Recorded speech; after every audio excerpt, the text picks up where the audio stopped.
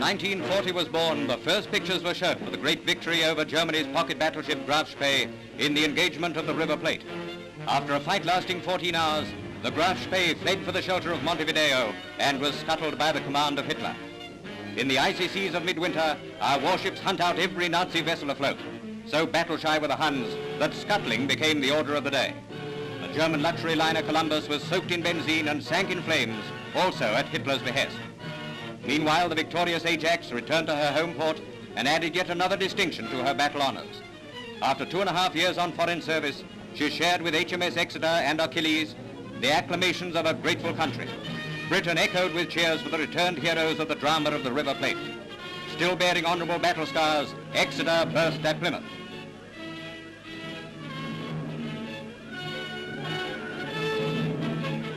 At London's Guildhall, a luncheon given by the Lord Mayor to the conquerors of the inglorious Graf Spee. Mr. Churchill, then First Lord of the Admiralty, paid a great tribute to the officers and men. Then that glorious day at Josing Fjord, when men of HMS Cossack with drawn cutlasses and cries of "The Navy is here," boarded the Altmark and rescued 300 British prisoners.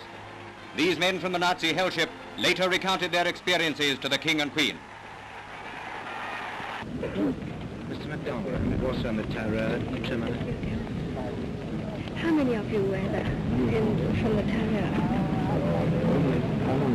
There's about 81. The royal visit to Scotland further afforded Clydesiders an opportunity to give their Majesties one of the most enthusiastic welcomes of their tour. At one famous shipbuilding yard, they could hardly move for the crowds of cheering Scots.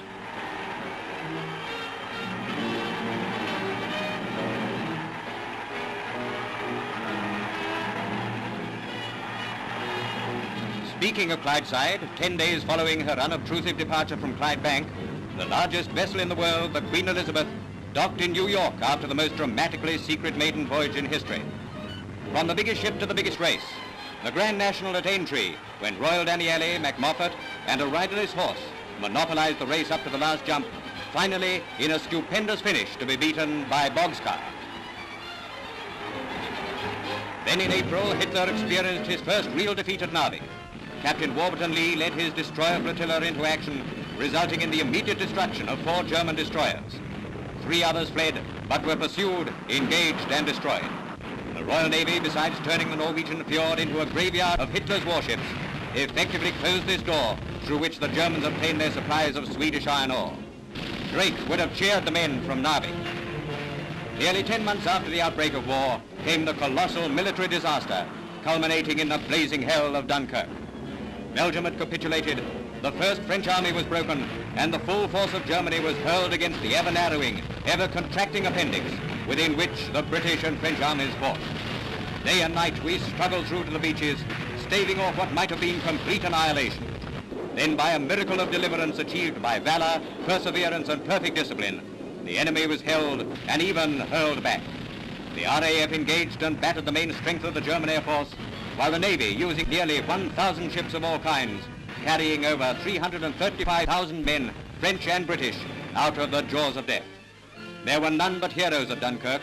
It was the most superbly heroic operation of all time, and by the grace of God we achieved the seemingly impossible. Let the greatest tribute of all be paid to the men who fought and fell in the rearguard actions. They fought their last battle from the water's edge. 3 weeks later, France sued for an armistice. But in her hour of defeat, General de Gaulle rallied thousands of his countrymen and became the leader of all free Frenchmen. The whole vicious venom of Germany's war machine was then turned against the British Isles. Long-range guns on the French coast tried to smash our convoys. With shell and bomb, the Nazis frantically attempted to cripple our shipping. But they're up against British seamen, the toughest, grandest men alive. While their shells come screeching from 20 miles away, the sky above is pockmarked by our anti-aircraft guns. Destroyers lay down smoke screens to hide our merchantmen. Well is this section of England's coastline named Hellfire Corner. Now the Battle of Britain is on. The Germans fling the full weight of their air force against our civilian life.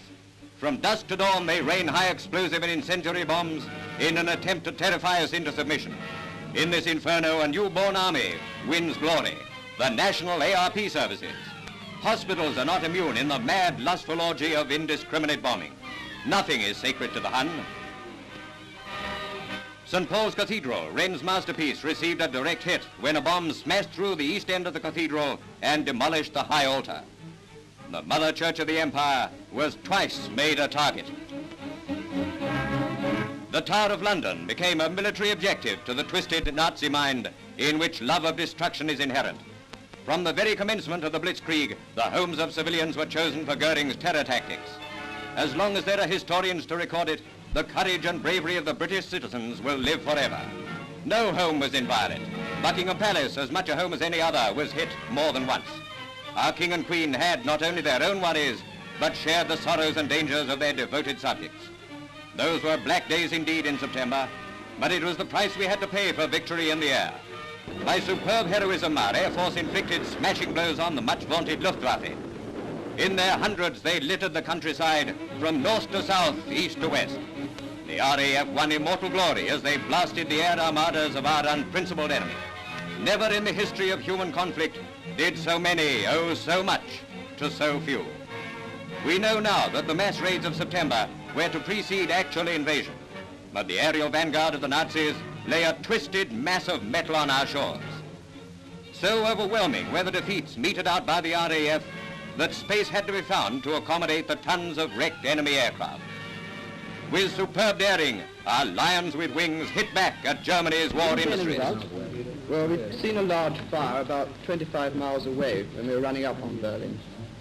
And we flew, that was in the south side of the city. So we went over and had a look at that. Oh, then you flew across the city? Yes, slap across the center. Altogether, we spent half an hour checking out on the target. And when we definitely identified it, we ran up and dropped our bombs. Sergeant John Hanna's heroism typifies the spirit of cool daring. He became the youngest VC of the war by fighting the flames in a blazing bomber in flight. Across the Atlantic, 50 American destroyers make ready to sail for British ports. In exchange for naval bases in the West Indies, Britain received valuable additions to her hard-pressed anti-submarine ships. It is a momentous day in the history of Anglo-American relations. Hands across the sea, as well as arms across the Atlantic.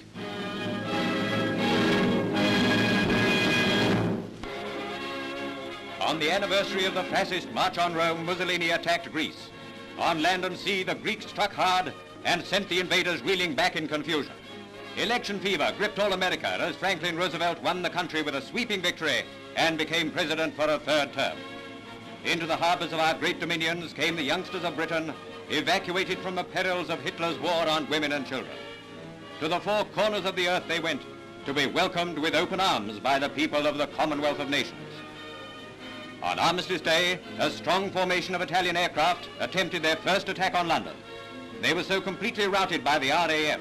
that those of them who were taken prisoner were the only ones to discover what had hit them. Britain's pilots are aces high. Coventry. From dusk to dawn on a November night, the ancient Midland town was mercilessly bombed by wave upon wave of German planes. Again the King went among his heroic people. Ferociously mauled by the bestial Nazis, Coventry's head was bloody but unbowed. London's underground stations were taken over early as an additional night shelters, thousands accepting comparative discomfort for the sake of safety. Every fighter station gives birth to heroes. The swastika-decorated plane of Squadron Leader Stanford Tuck shows the friendly rivalry between squadrons for the highest number of scalps. The winners of a kitty to go to the first squadron to bring down 600 enemy planes was shared by Flight Lieutenant Mungo Park and Pilot Officer Stevens. As hostilities developed in the Middle East, Italy's forces crumbled beneath the onslaught of Allied pressure. Our forces in Egypt struck blow after blow at the Axis scapegoat. Under the command of General Sir Archibald Wavell, the soldiers of the British Commonwealth of Nations and her allies changed the whole course of the war with their brilliant victories in the Western Desert. The Axis gangsters are badly shaken. The tide is turning. Every man and woman, uniformed or working clothed, is in the front line.